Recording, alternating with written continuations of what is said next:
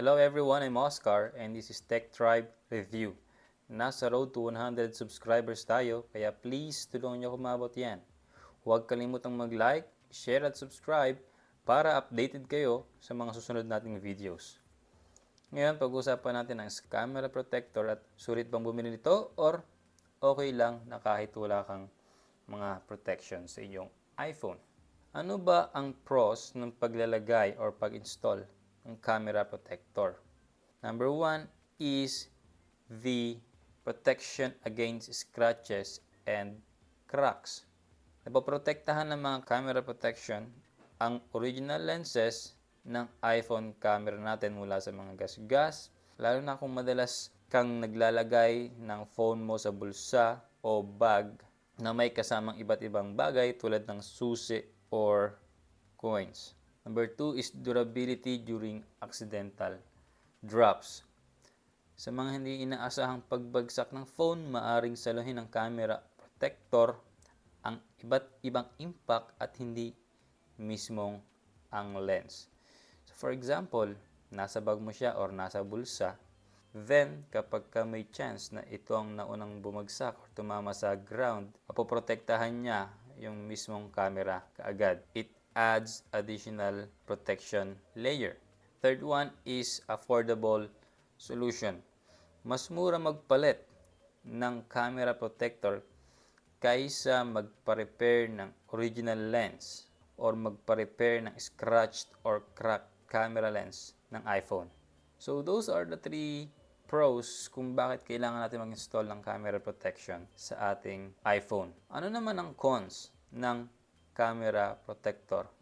Ang una is image quality reduction. May mga possibilities na bumaba ang quality ng photos dahil sa mga glares, reflections, or distortions na effect ng camera protector.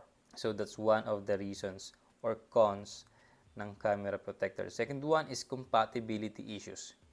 Hindi lahat ng camera protectors ay designed para sa camera features. For example, yung ultra-wide angle shots. Pwedeng magkaroon ng blurring on the corners.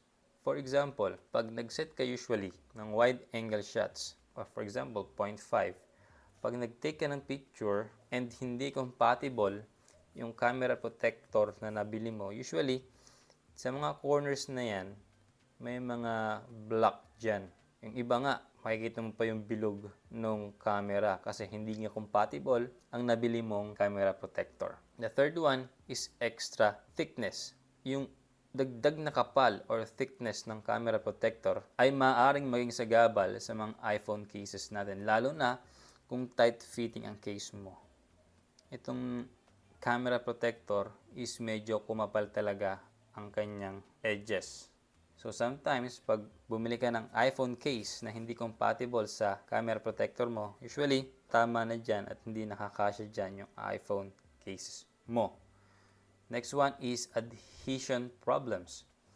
Kapag hindi maayos ang pagkakabit ng protector, maaaring magkaroon ng bubbles or dust particles sa pagitan ng protector at lens na nakakapekto sa mga photos natin. So for example, itong camera protection natin is hindi maayos yung pagkakakabit at nagkaroon ng kahit maliit lang dyan na space dyan. Pwedeng magkaroon ng dust particles sa loob na kung minsan pag nag-take ka ng picture is magkakaroon na ng mga dust yung quality ng photos mo. So make sure na madikit ang inyong camera protection.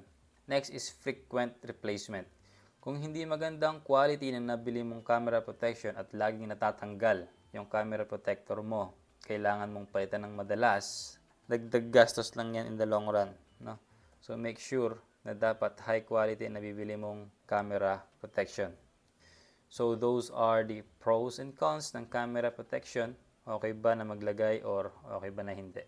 It's up to you. Pero based on the claims, sobrang tibay na ng camera protection. Camera lens ng mga iPhone. So, hindi mo na kailangan maglagay ng camera protector. But for me, I suggest maglagay pa rin tayo ng camera protection kasi sabi ko nga kanina, it's a more affordable solution. If in case, hindi gumana yung sinasabi ng iPhone or ng Apple na sobrang tibay ng iPhone natin, mabagsak man siya or magkaroon ng cracks, hindi kailangan magpa-repair ng original camera. Papalitan mo lang is yung camera protection mo na inilagay.